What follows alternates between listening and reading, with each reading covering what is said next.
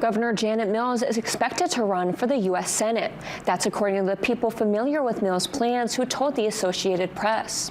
Mills' entry into the race could set up a potential matchup with Senator Susan Collins next year. The 77-year-old Mills was urged to run by party leaders, including Senator Chuck Schumer, the minority leader. Mills is currently in her second term as governor, with that term expiring next year. Collins has been in the Senate since 1997. And a few other challengers have declared candidacies for the Democratic nomination, including oyster farmer Graham Plattner, who has launched an aggressive social media campaign. Plattner has the backing of Vermont Senator Bernie Sanders, who posted on social media that Plattner is a great working-class candidate who can defeat Collins, and it was, quote, disappointing that some Democratic leaders are urging Governor Mills to run.